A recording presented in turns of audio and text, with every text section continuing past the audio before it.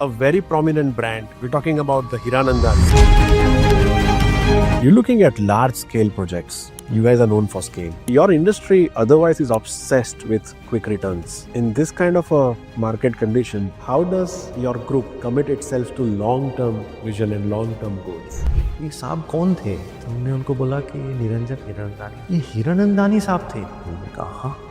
What kind of companies are investing in Regalia Business Park? What kind of clients do you have? Tell us a little bit more about. You're obviously an India advocate, but you're also a Mumbai advocate in the mix, in around where you are. How do you see they can partner with you to make it a mutual success, to make sure that it's reasonably in the right direction? How will commercial real estate in India look different than where we are today? You belong to a very interesting industry, an industry that complements growth across sectors, across industries.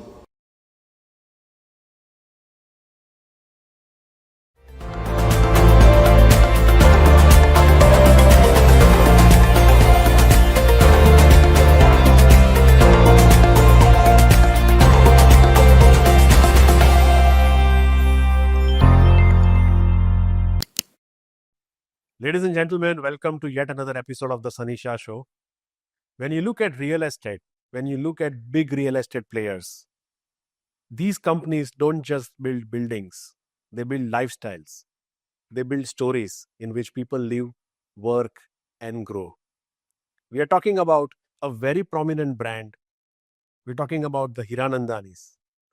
And we are here with Manish Gupta, who is the director of Regalia Business Park, Hiranandani's commercial real estate group. Manish, welcome to the show. Thank you, Sunny. Thank you for inviting me here. The pleasure is all mine, Manish. Manish, let's get into this very, very exciting journey of yours.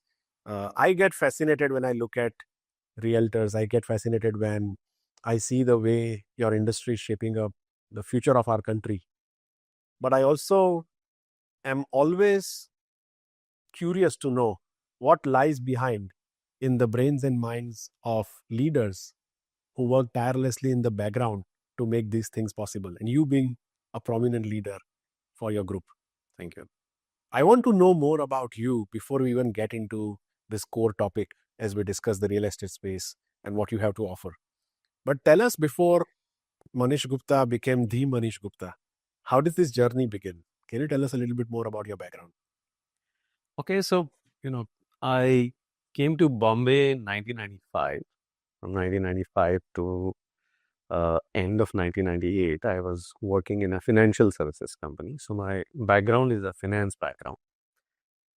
In 1999, 1st January 99, I joined Hiranandani Group, and the role was finance role. Along with finance, I was also looking at the part of business as well, so sales, marketing, advertising. And slowly over a period of, last 27 years, quite a lot of departments, I have a lot of functions I have, gone through. Prominent ones being marketing, advertising, sales, finance obviously was the core. Then somewhere in 2005, the shift into commercial real estate happened. And that function has stayed with me till now. And that's the function that, I take care of it. Was your plan always to be in real estate, or this is something that you stumbled upon, and what led you latch on to it? There's nothing planned actually, Sunny. This was an opportunity which came, and I presented myself to the opportunity, and that's how, it happened. Not much, I did not know too much about Hiranandani, except for the fact that, yes, they have done some nice township, which everybody goes gaga about. And for the first time when I came to the township and saw it, and I was literally blown away by the kind of, the architecture that it has, the planning it had, and all that. So it was an opportunity which came in, and that's how, I jumped in. I did not know whether, this work that, we are doing, I mean, I will be able to sustain for, such a long time.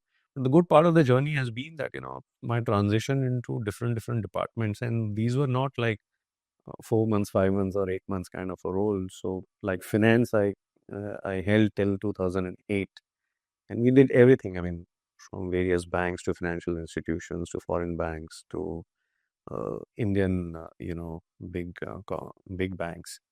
So uh, simultaneously, I was also looking at the land acquisition at a very early stage. Okay. Land acquisition generally at an early stage in your career, those roles are not really given to people who have just joined into the organizations. But I got that opportunity. We did one memorable project in Thane, which is called Hiranandani Meadows. And in that process, I was fully involved right from the inception to the execution. So I have very, very fond memories of different roles that I played till now with the group. And yes, it has been a great journey till now. Great. How many years have you been with them? Now 27. 27 years. So practically your entire youth for Yeah, this is my second job. Yeah, excellent. yeah. Do you remember your first day when you joined this organization? What was the feeling as you reflect First back? day was 1st January 1999. So uh, it was, I mean, we used to work from place in Santa Cruz. Santa Okay. Cruz was our office. And traveling to office was a little challenge for me in the sense I used to stay in Nerul. So crossover, I mean, three modes of transport, one has to, take to reach the office. But it was fun, small office. I mean, we had some 10,000 square feet spread over 6 floors or something like that. So, but it was a very cozy office, very conveniently located in terms of the this thing. First day of the office was obviously exciting and something new to learn. And there was a lot of learning right from day one because my boss was I had a terrific boss. He's unfortunately not with us now, but the kind of learning that I had with him personally in various aspects of you know he was a hardcore finance person, but he was a great business guy as well. So the business acumen really he imparted to the team that was really, really special. That's the fondest memory that I have. I often believe that experience is something that cannot be substituted by education. What I'm trying to get to is this 27 years, 27 glorious years of your career that you spent uh, with the Hiranandanis. There might be some learnings in this journey that evidently got your attention and that makes the person that you are today. Can you cite a few such examples? So the key learning, in our industry is uh, one is basically perseverance is something which you have to you have to continuously you have to be at it. You have to continuously push the boundary. Make 1 inch progress a day. It does not matter, but you have to be at it, and uh, it has to be a never say die kind of an attitude because real estate is a game of patience, and we are in the game of creating long term values. Yeah. And you're not creating values for only yourselves, you are creating values for the entire ecosystem. So the and when we talk about ecosystem, what do we mean? We mean the government, we mean the customers, we mean the vendors, we mean the stakeholders, and we mean employees. So it's a complete ecosystem for which the value creation is Yeah. happening, and that is happening on a continuous basis. What happens is when you pick up a parched or a barren piece of land, and then you know put an idea to it, when others have sort of ignored it, and you have tried to work on it because you have a belief. So my founders, they had that belief that okay, this is the location where we want to do something which is uh, defining for us, and this will become the landmark for the city. Yeah. So that is how the journey of Hiranandani Garden started. So 1983, they took the land. 1987, they started the development. And rest all is history. Everything was not planned on day one. Right. You learn it as So you it's important that you start. you start, and you be at it, and you have this attitude of learning every day. You have this attitude of understanding, and not to give up when when faced with difficulty, never say die at it. You have to continuously be at it. Try and find solutions. Don't be don't let your ego come in between, of finding the solutions to the problem. That's the approach that works in real estate. Manish, your company, the group, the Hiranandanis, is often not just known as a brand in your industry. They are known as city developers. They are known for doing large things. They are known for doing beautiful things. I visited some of your sites. I visited some of your buildings, and I see an art, an artistic approach to everything that you do. I want to know more about the philosophy of how do you approach a project the way you do it. Can you tell us more about it? So back when they started the real estate development, both the brothers, somewhere in late 70s, uh, 78, 79, and some sporadic projects were undertaken, few buildings in different suburbs, but they were looking for something which could be really defining for them. And there was this opportunity which presented itself in Powai, which is a large 250 acres plus kind of a parcel on which they worked, and they got into the land acquisition. Then 87 the entire development sort of started.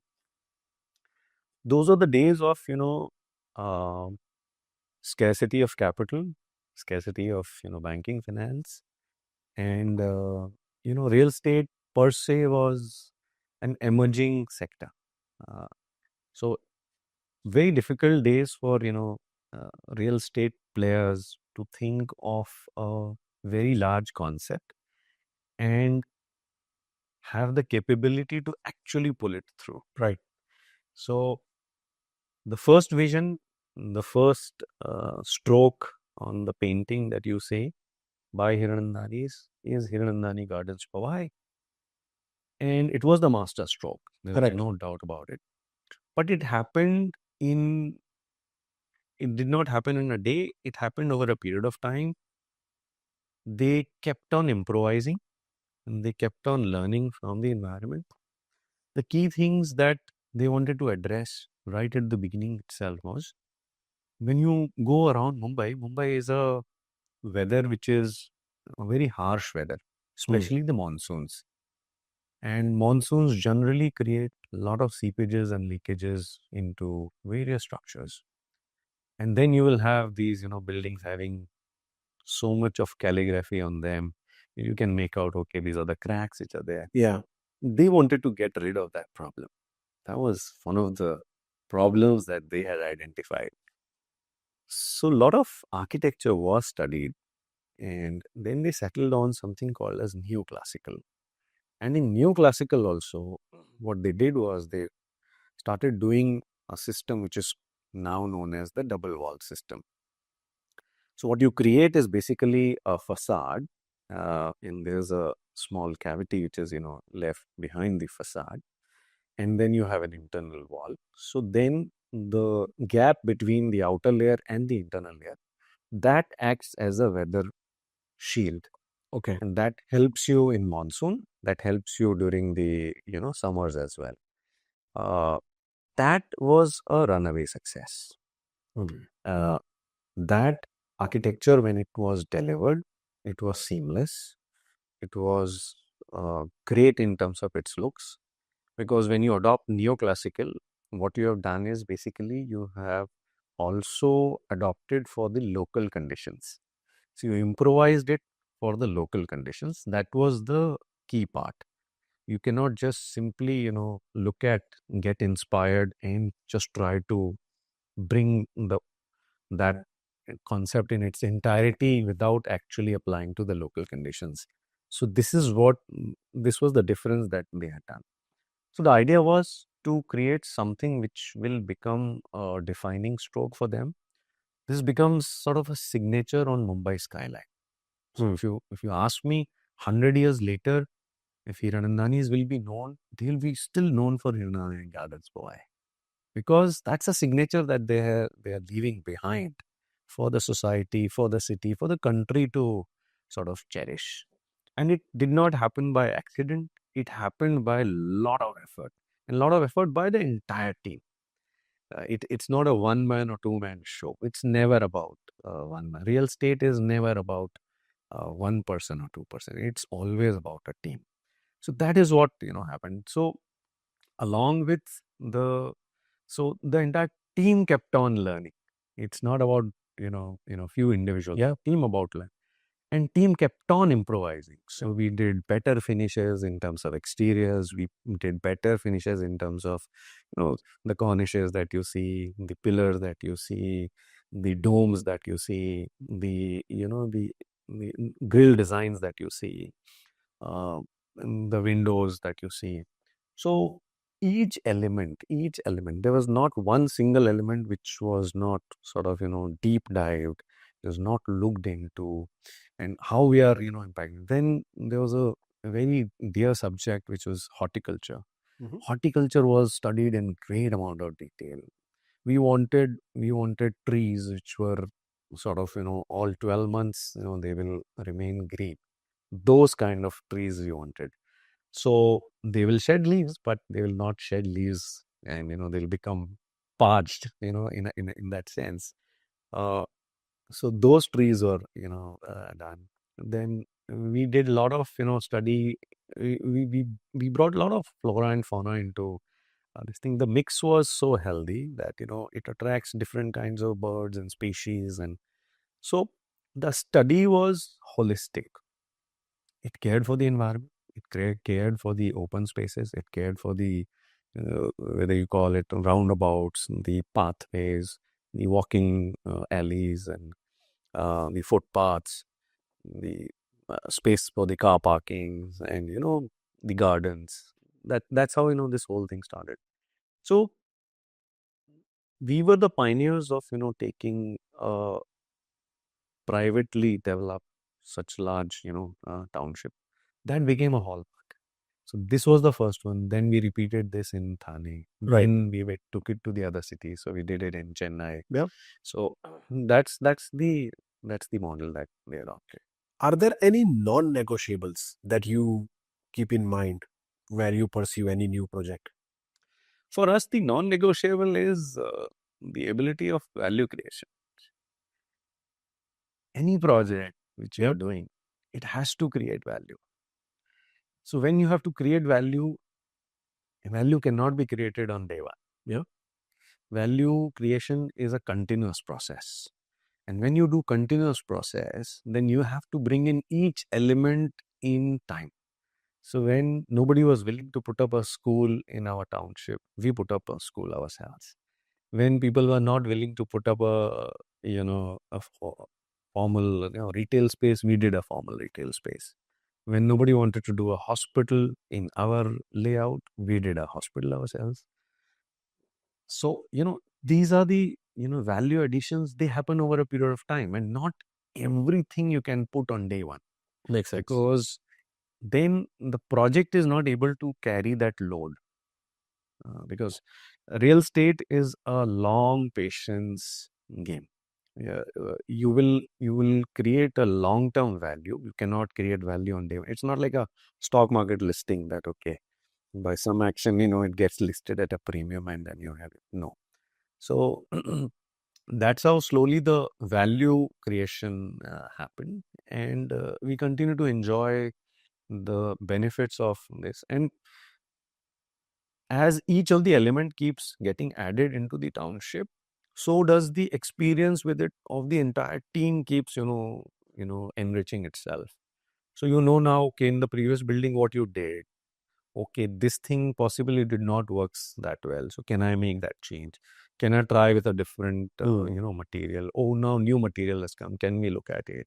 Oh, new style is there. Can we look at it? So we kept on learning, reinforcing the new learning, and kept on moving forward. That's the hallmark of Hiran and I. Whether now they work together, whether they work separately, it does not matter. Wherever and whoever is working, the ethos and the core domain expertise remain the same. The underlying connect is the same. It's almost like a value book that you It's a value book that is got created, and the teams on either side, they're deeply, enriching the whole system because of that. Interesting. You're looking at large scale projects. You guys are known for scale. Quality is something that you rightly mentioned is something which you don't compromise on. Let's also talk about sustainability. How do you balance all three together? Yeah. So when the first township came in, uh, we were required to, put up a STP plant, which was a central STP plant. So first central STP on a township basis we created, and we camouflaged that entire thing into a garden. Acha. So that STP plant is part of a 5+ acres of garden, which is called the Nirvana Park. Wow. Now that STP uh, does recycling of almost 2.5 million liters of water per day today, and that entire water is utilized for the greenery purposes inside the township itself. So what we did is we treated the water, we created that entire model, the network of pipes laid down into the entire township, and this is a model that we repeated in our other townships. And then that water is used for the purposes of gardening, because it is suitable for gardening purposes, and it gives fantastic results as well. So this is like one of the smallest element that I am saying, smallest in the sense that, okay, for others it may be a big thing, and now STPs have become more localized, building Yeah. related. Now in a building itself, now you have to provide for the STP facilities and all that. But before the trend actually set in, You guys did. we did it on a centralized level. So that was one thing. Second was massive afforestation. So we did large amount of afforestation on the Powai Hill, which is lush green today. Uh, I can show you, some of the pictures of early 80s. How it got inherited by us. There was hardly any, there was very poor vegetative growth over there. But now you see a complete transformation of Powai Hills. That's second part of it. And third part is the choice of materials that we use. So like I'll give you an example for commercial buildings. Like commercial buildings, there's a choice of you do full glass facade buildings, or you do neoclassical. And I think we prefer neoclassical. Why we prefer neoclassical? Because neoclassical is proven to be far more energy efficient. It may not look as contemporary as people now like to see, Mm-hmm. but full glass facade buildings, they radiate heat. They not only, I mean, your energy consumption is not only inside more, but not only you are eating yourself, you are eating your neighbors as well.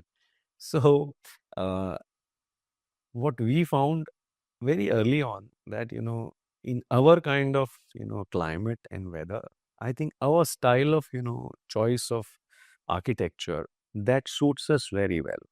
And that helps in terms of energy consumption, so lesser carbon footprint, better for, customers themselves, and care for, neighborhood as well. Otherwise, what happens? I mean, you have a very high, glass ratio in a commercial building, because these commercial buildings are typically large floor plates. Mm. So the amount of glass that you're putting is humongous.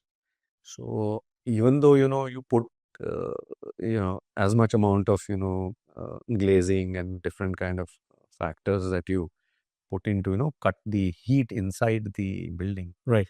but whatever gets reflected is warming up the surrounding.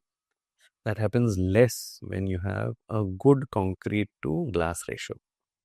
So that's the concept. So that is what we like to do that. So that's one thing. Then recycling, recharging of pits. I mean, a lot of recharging pits we do in our projects, so that whatever rainwater we are able to sort of Right. again recharge into the ground. That's what we do. That's another major thing. these are some of the things that we continue to do. There are many more, but and these are the few which I thought. So interesting. You spoke about value creation. Now, let me ask you a question on that. So, your industry otherwise is obsessed with quick returns. In this kind of a market condition, how does your group commit itself to long term vision and long term goals? Actually, uh, the choice that you make at the beginning itself, that defines that already sets the outcome in a way. So once you have taken a land parcel which is as large as 250, 300 acres, you know that there is a project's life cycle. Right. It can't be developed all at once. Neither the resources will be, available, nor market is able to, accept it. Yeah. So everything has its own math. It has its own algo on which it works.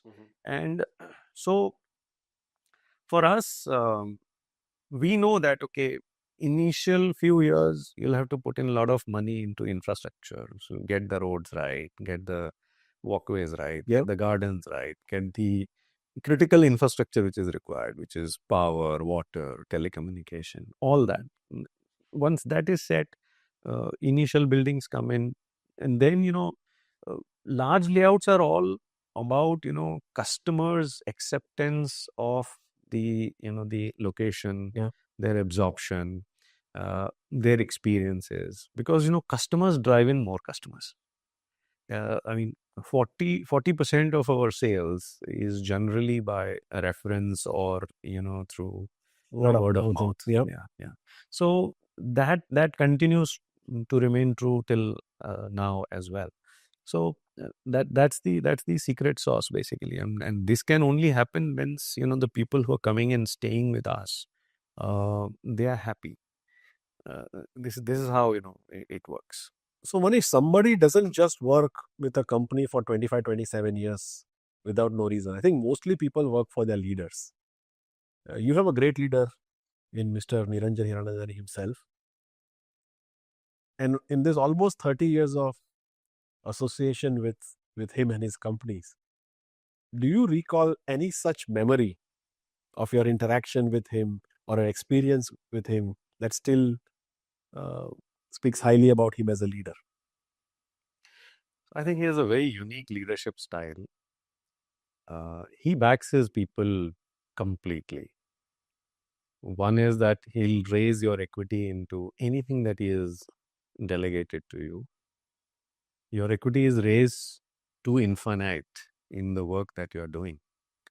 And you will always have that confidence and support that as and when you need him, he is right there with you, standing behind you. So that's a unique leadership aspect of him. And that's how, he's so successful and so he's been able to create, a team which is, self-motivated, charged, and they try and achieve things which are, ordinarily, they look difficult Right. from outside. Few of the things, one of the most memorable incident that I would, recollect is, so when I was handling the advertising marketing bit, we instituted something called as the lighting festival, and we wanted to basically look at the scale of our township. So initially, the idea was that if we were to depict scale of a township, how do we do it? And there was no defining picture that I had, and though that was not time of drones. You could do a helicopter shoot, but then it was a costly affair, and then permissions and all that. So how to depict a scale? So one of these discussions with my advertising agency we were having, and then all of a sudden we decided that okay, let's see how does say Hirandani Estate looks from the top. Are we able to see the skyline, that we call it as a skyline? So there was this building called Apollo in Hiranandani Estate, and all of us, we went up right onto the top of the water tank of that building. And then the idea came, okay, okay, boss. Yes, there's some skyline which is there. What if during Diwali period we do patta lighting of all the buildings that are visible within our township? At that point in time, possibly we had some 70, 75 odd buildings. This is a period which I am talking about 2003 or something, 2003, 2004. So that thing started and we received a very good response, and then we created as a good feel factor, and that became an annual program. Then came 2008, 2009, when the global financial meltdown happened, and things were not really looking that great. Real estate was also a little subdued at that point in time, and this, when you do it at a scale of a township, it's a decent amount of expense in those days as well. And it was already 5 years in running, so this was the sixth or seventh year. So I went up to boss and I said, okay, this is what we have to do. And he told me, we are not giving increments this year and you want to do this. I said, yes sir, we want to do this. He said, okay, go ahead. So we did that. Then so generally it used to be a 5 to 6 days kind of a program. And towards the second last day was Saturday. He called me in the evening. He said, I want to see what you guys do uh, when we, decorate. So he came to Hiranani estate, and then, we had a 1.5, 2 hours kind of a round, and we met a lot of customers, and people were happy. People gave a very good feedback on overall, this thing. Around 10ish, he was hungry, and so we stood up on a, sandwich stall, and we had sandwich, and, we packed it and, had it and gone. As he was about to leave, the person who had the stall, he he was trying to figure out who this person is. He is not able to recollect who is this person who's coming and having this thing. Appears to be somebody, he did not know that this was Niranjan Hiranandani. But towards the end, he could not, stop himself, and he asked him. And boss introduced himself like, okay, I'm Niranjan. He shook hands and he left. Still, he could not, I think, understand whom he had just met. And then he had left and we were there settling the bills and everything. He said, ये साहब कौन थे? तो हमने उनको बोला कि ये निरंजन हिरनंदानी ने. ये हिरनंदानी साहब थे? हमने कहा हाँ, हिरनंदानी साहब थे. And the kind of reaction that we got was so unique, and he couldn't believe that, a man of this stature, would, come to his normal stall and have a sandwich there. But that's the man, He has tremendous amount of humility. He connects with people at a level which, is unprecedented. And that's how, that's what he is. Interesting. Yeah, And I think that level of humility, that level of staying grounded, probably amplifies his leadership. absolutely. No, it has amplified his aura. There's a tremendous amount of magnetism about him. Wherever he goes, it's so easy for him to, create, forge relationships, create friendships. Um, I mean, people whom he would not know also, he's able to meet with them so easily. It's very difficult to, uh, it's very, very difficult to, understand how this works. But that's the aura, that's the magnetism that he has. He's Great. able to, just, Thank you for sharing this. yeah. So we move on to your current baby, Regalia Business Park. For someone who doesn't know about Regalia Business Park and what you guys do, can you give a brief introduction about this piece? So in Hiranandani group, we had this, commercial vertical, very successful vertical. We had done around overall, commercial landscape in MMR region, we've done around 16 odd million square feet of work. Um, in our previous avatar, we did, sale of one of our significant portfolio in 2017 to Brookfield.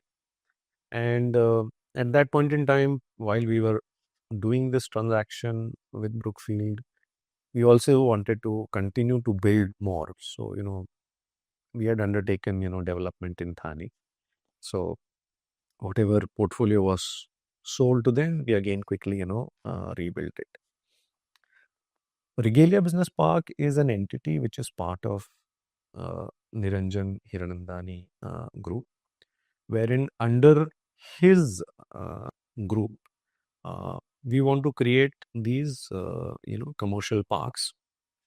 We want to create CRE assets, primarily in MMR region, and then followed by, other cities, where we think, we can leverage our strength.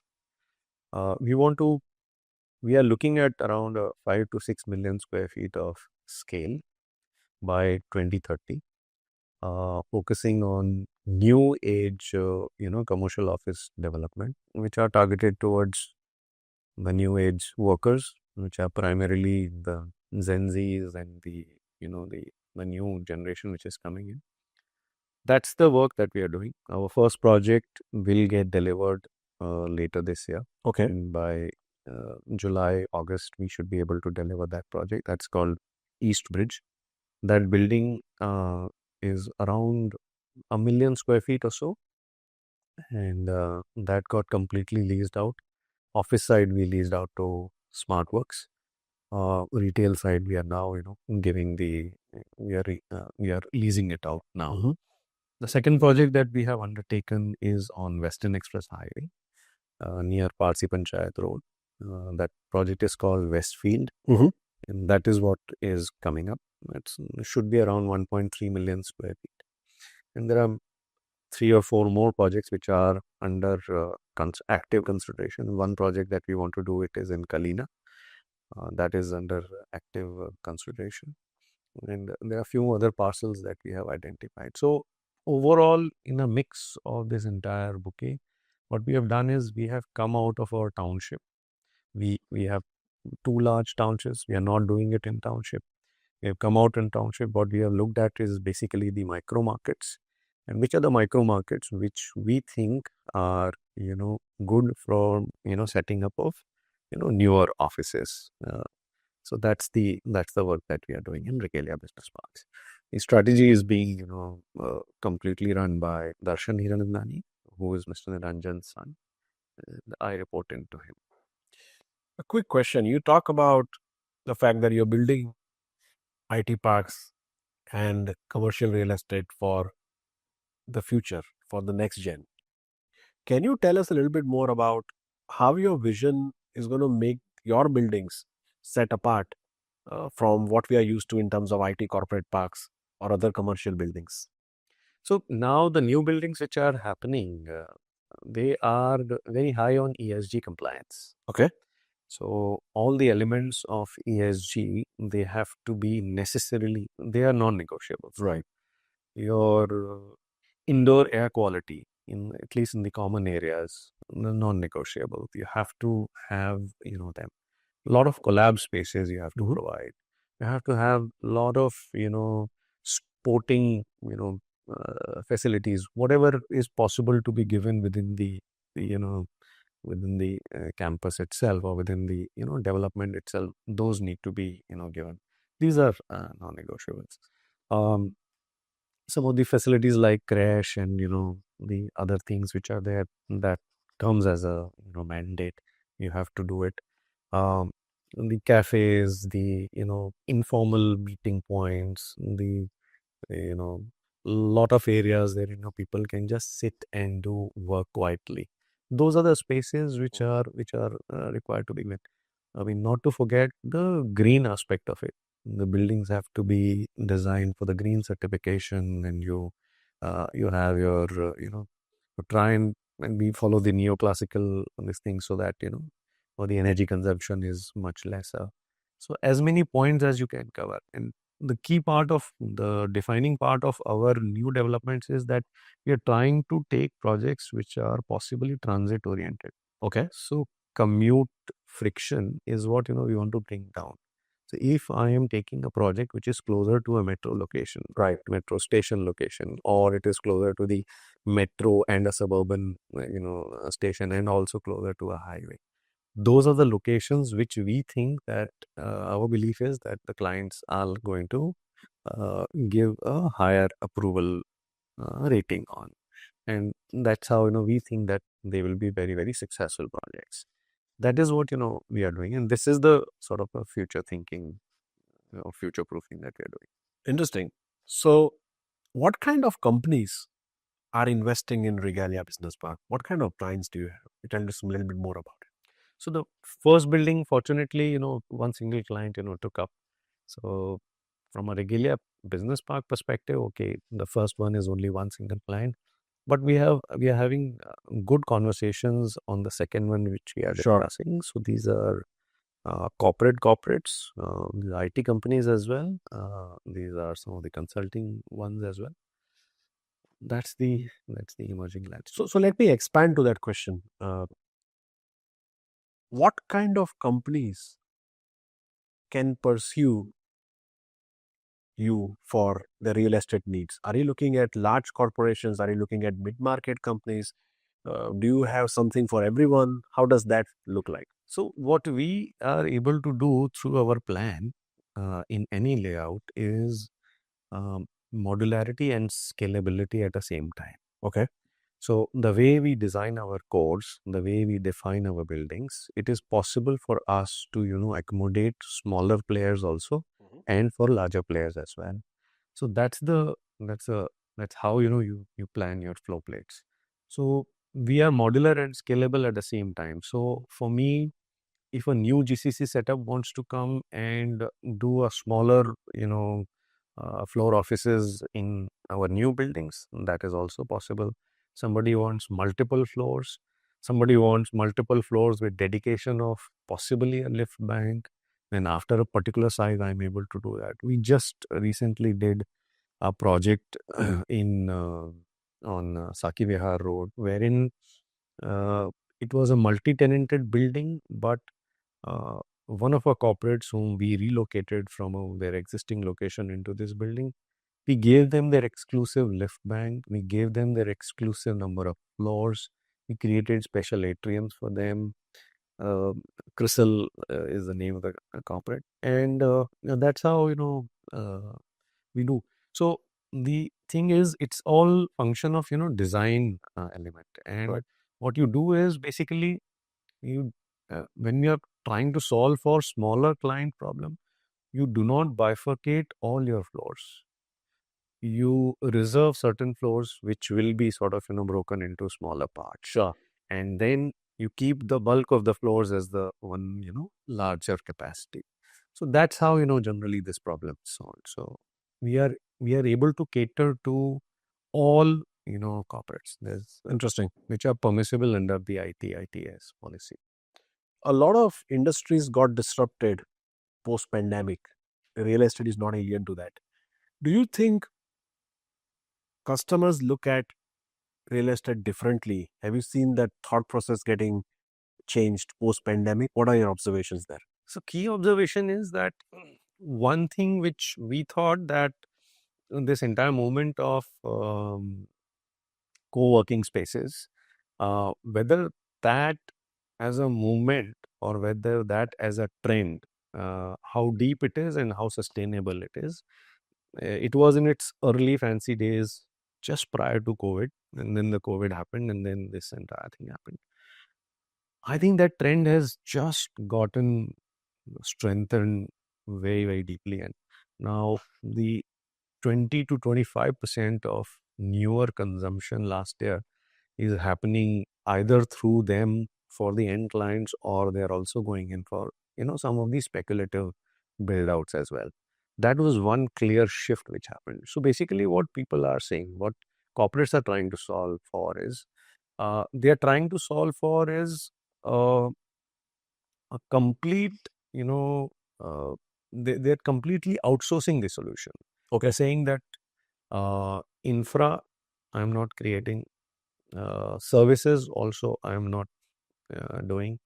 I want to I want to just come with my computers and be in the facility. And I want a solution wherein if I'm not able to understand the length of my stay into this, I need that flexibility.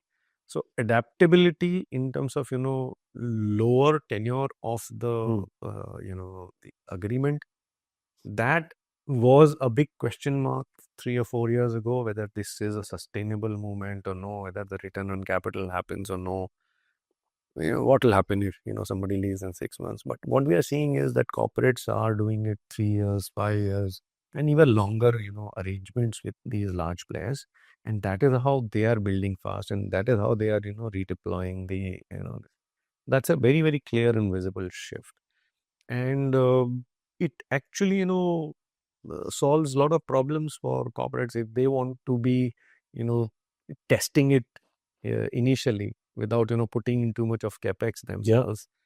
They have a straight model available, and they can focus on what they know, what is their core business. So I think that is one clear trend which has emerged. The another thing which is happening today is during COVID time, while the work from home culture, sort of picked up, the hiring also was, simultaneously going on. Hmm. Hiring was happening, but new office buildup was not there. So as a result, there are a lot of large corporates, especially the GCCs, which have much higher headcount today, and their number of seat counts are, much lower. The ratio could be almost 60/40. So which basically means the hybrid work which is still got a little elongated late into 23, 24, in some places till 25 also, wherein people are coming only 3 days or 4 days to a office. That has resulted into number of people on the payroll are much higher.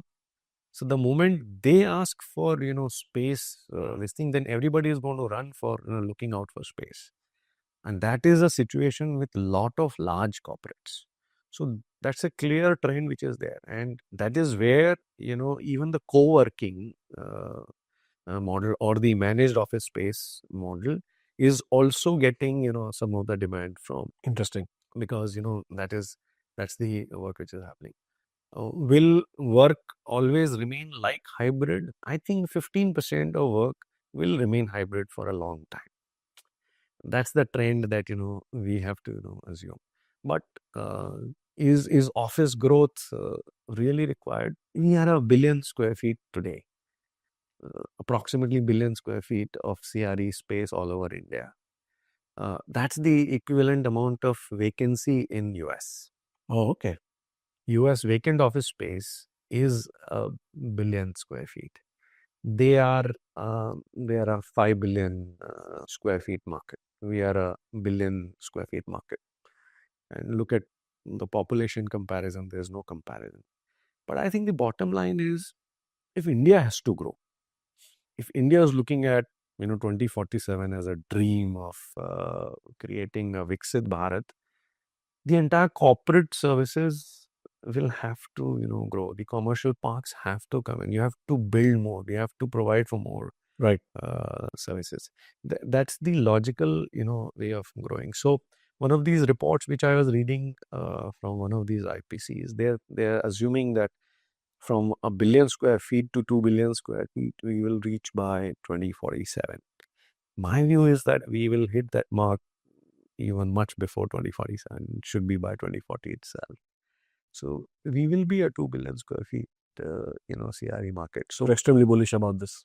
yeah, I mean, it will continue. This natural progression will continue, because if you have to sustain your growth at around 7 to 8%, office will play a very significant role. Cities will have to grow. Cities only cannot build residential complexes or buildings without actually providing space for people who are staying there to work. So it will continue. It will continue. There's no option. Let's talk about the global capability centers. I'm sure you are extremely invested in this insurge of companies stepping into India. And I also have heard you on different forums where you're obviously an India advocate, but you're also a Mumbai advocate in the mix. And I wanted to circumvent a couple of questions around your belief system that uh, how can companies consider Mumbai over some of the other states and some of the other locations in India? And what unique propositions do we have to offer to them that by virtue of this conversation people can understand? So I think Mumbai is not a competition to any other state. Mumbai is a complementary strategy. There's a new term that people keep calling about as HQ2 Hmm. in GCC Yeah. landscape. If you're looking at a HQ2 kind of a situation, then you're talking about a deep talent which is diverse in nature, which is great in tech, great in finance, great in marketing, great in this thing. From the talent depth perspective, Mumbai offers unparalleled, advantages. We have in last, uh, 10 years or so, the amount of infrastructure which has now come to the city of Mumbai, which is unfolding itself, every day we keep seeing the changes on its skyline. It is unparalleled in history. Mhm. It's a $50 billion equivalent of investment that government has, put on block for one city alone. And it is a lot. I mean, just to tell you an example of metro, 337 kilometers of metro line network is, proposed in this phase when it, gets completed. There'll be 225 stations. There are 14 lines that they're talking about. It will connect the city east to west so thoroughly and so completely that, in so many other cities, we keep talking about outer ring roads, Yeah. the circular way of, movement. Metro is doing that part for, Mumbai. Mumbai. Mumbai was always considered to be a linear city, Yep. north, south, and a little bit towards the east. But, that was the major, attraction. That is something which is going to, completely transform the city. We just now got a new airport, Hmm. the second airport. Now, second airport is getting connected to the existing one also through a metro. That also has been announced. The government has already approved. I'm sure in next 3 to 4 years, you will have that, possibly that metro also running. Why we get this confidence is from because 22 kilometers of, 22 kilometers of Atal Setu they could build in the sea. And this has all happened in front of our own eyes. 5 or 7 years, they were able to, bring that about. So infrastructure is now happening at a speed which was not seen earlier. Hmm. So this is believable. So today, when I go and present to anybody, any foreign, any MNC or something, this story is believable because they can see in front of their own eyes. It is no longer about presentations. It's no longer about my belief system. It is the whole system which is working and which is Right. saying, boss, we are delivering it to you. We are bringing infrastructure to you, which is what your demand was. Yeah. Are you ready with your investments into the city? By actually saying that, okay, we take up the challenge now from here. I think the challenge is to the industry. So Regalia is playing a part of understanding this infrastructure layering. And infrastructure layering is only not about this core hardcore this thing. You see the city skyline itself changing. The old buildings are giving it to the new one. The redevelopment cycle, Yeah. the government is pushing that also, very aggressively. Then, there's a vision of slum-free Mumbai. This is Hmm. a very large vision. I'm saying that even in 10 years, if you are able to achieve 60, 70, 80% of it also, you have done a fantastic amount of job for a very, very large, significant geography. Then they're talking about Mumbai 3.0, which is completely new region. So growth in the city has no bounds. Right. It is unshackled. We are talking about a new port, Hmm. the Vadhavan port. Chief Minister is so passionate about it. We're talking about multimodal corridor which is connecting from Virar to Alibag. That Yeah. is happening. Yeah. Samruddhi Expressway has already happened. So I'm saying that the number of points that when you put in your presentation or sheets, they're just so many, and they are all seen to be believed. The coastal road is a prime example. It's a beautiful road which has now come through. So the point is this, that infrastructure is available on a per capita basis in the city, in the larger MMR region, and it is unparalleled in anywhere in the country. And Mumbai is not competing with anybody. Mumbai is only inviting people, ke Baba, please come, look at us as a complementary strategy also. Look at it as a HQ2 strategy also. Look at it as a new, setup as well. So that's where. And Regalia is playing a very key role in this by selecting the various pockets in the city, trying to leverage because of the infrastructure, enabling infrastructure which the government has provided, and trying to attract the new GCCs, the new companies who are wanting to now expand in the city. A quick follow on to that. Let's say, for example, developers like you and global capability centers seekers like the foreign companies who want to set up in India. How do you see partnerships brewing up in this space? Let's say, for example, if there are large companies who want to set up their base in around where you are, how do you see they can partner with you to make it a mutual success? I think we are quite open to ideas exploring this space. We are an infrastructure layer provider. We can work out models which can make business sense for the large GCC players also, and for us as well. Um, we are quite open to those ideas. Our playbook is not one segment focused. Okay. One segment which we are you know uh, which right now is gaining a lot of this thing is GCC. We're also reaching out to corporates. We are also reaching out to the IT clients. We are also reaching out to the engineering guys and pharma guys and everybody. Right. So we are industry agnostic. Uh, we are bringing in a product which appeals to everybody. If there is any specific need that needs to be addressed for a specific category of clients, we are absolutely open to understand and deep dive and see how meaningful relationships can be forged there. There's no issue at all. Manish, at your level, your decisions can impact thousands of people. How do you balance that to make sure that it's reasonably in the right direction? So decision making process is intuitive, data based, democratic, and autocratic. I think you cannot pick any one bucket. It's a mix of this thing. And when you're trying to look at a particular project or site, my current role is basically we are trying to understand which site is a good one to go for, which is the one which possibly right now is not the right one in the later stage. So each of these segments they play their key role. Ultimately, there is a business matrix. There's a financial matrix which we have to sort of deliver. Mm-hmm. That financial matrix is key to reach that objective.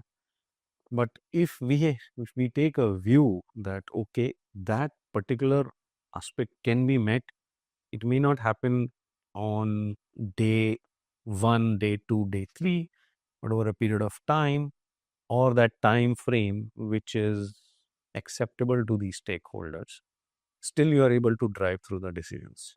But all the four aspects which I said, which is data, which is intuitive decision, democratic also, and also you have to know where you have to take the call. Sure. So it's a mix of it, and that's how I like to approach my work, and uh, and that's how we are identifying new sites and moving around.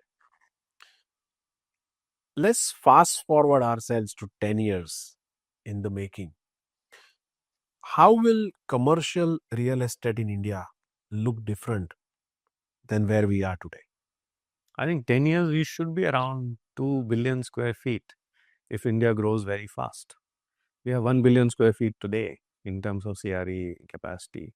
If India is chasing a target of around 8%, 8.5% of GDP, then we have to build more. That's the clear answer. So I want to see having almost 2 billion square feet of commercial real estate in the country. And this is all grade A assets we are talking about, ESG compliant, absolutely modern. And what happens is a lot of people say, okay, we are not having large campuses or we can only deliver campuses and this thing. We have to also understand the cities in which you are building, the land availabilities are a challenge. Mhm. So what you are able to provide is an environment within a limited space.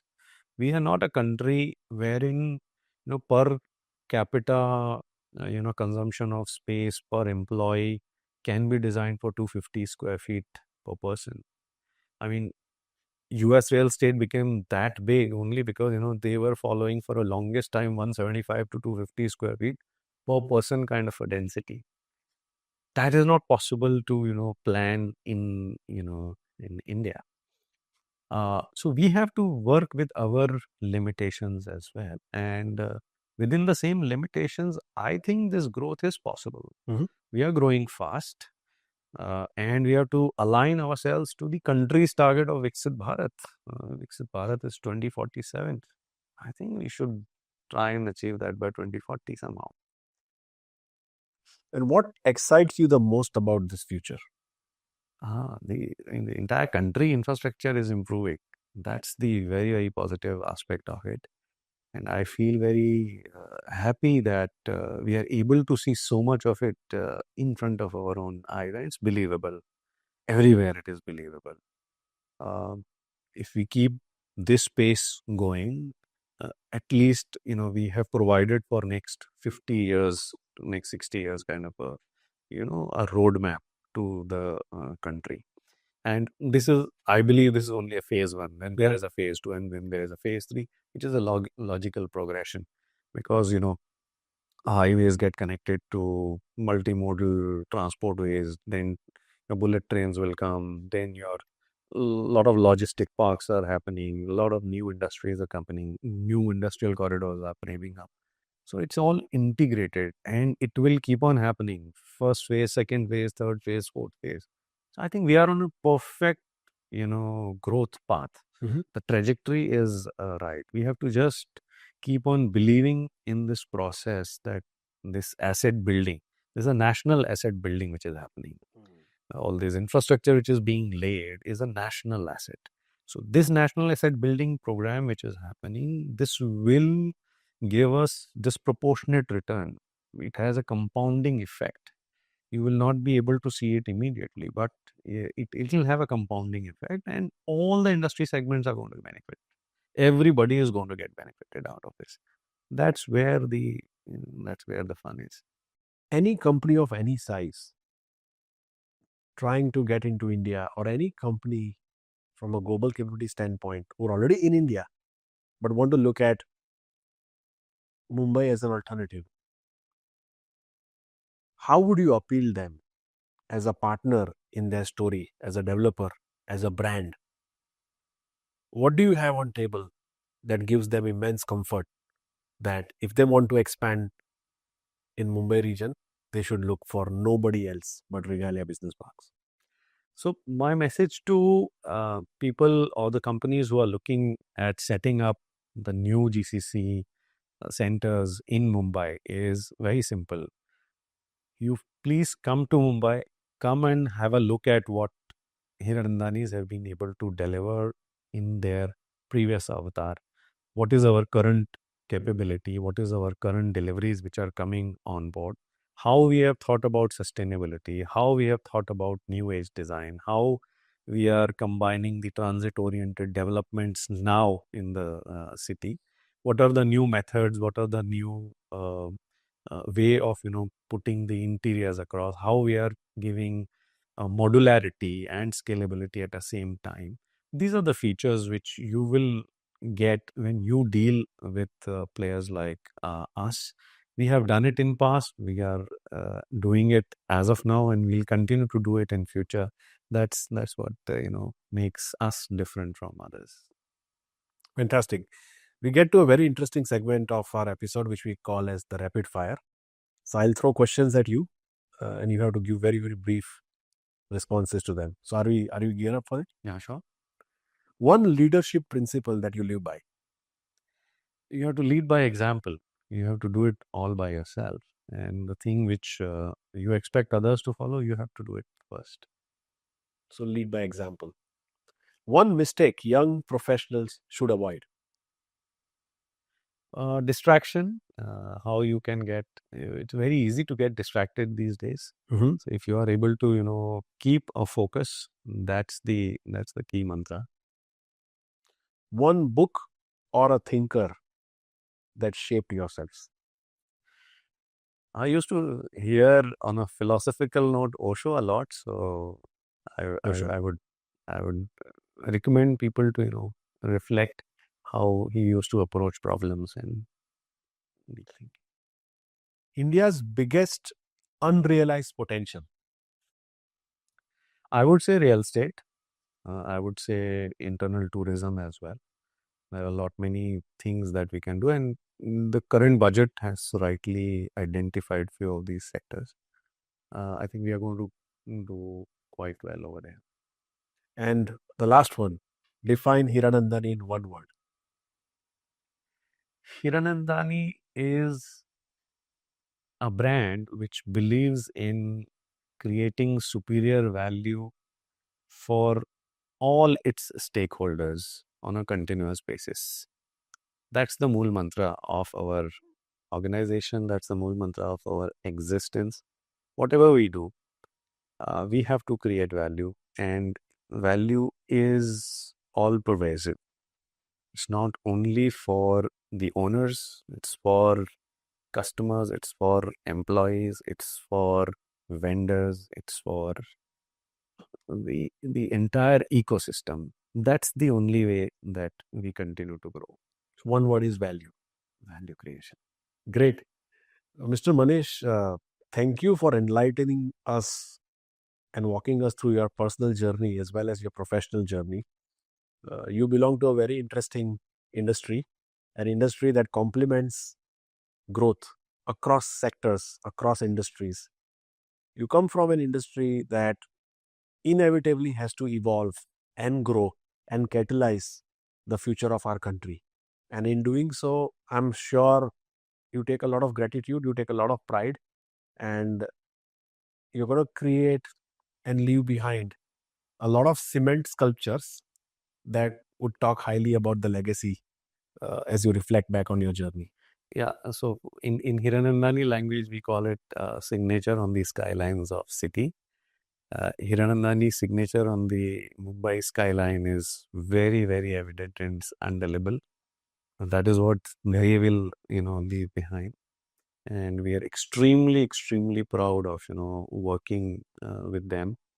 And whatever we have been able to create as a team, each one of us in the entire company is very, very proud of. Fantastic. Mr. Manish, it was my pleasure having you on the show today. It was mine to, you invited me for this show. It was my pleasure to be here. And thanks for giving me this time and opportunity to talk. Thank you once again. So, ladies and gentlemen, Mr. Manish Gupta, boy oh boy, isn't he an advocate for Mumbai? If you are willing to come to India, or if you're already in India and want to expand your operations in Mumbai, you know whom to reach out to. The description has all the details in case you need to reach out to Manish and his team. You have everything that you need in the description down there. Please subscribe to our channel if you haven't done so that I'm able to bring more and more such meaningful conversations at your doorstep every single week. Until then, this is me signing off. Thank you so much.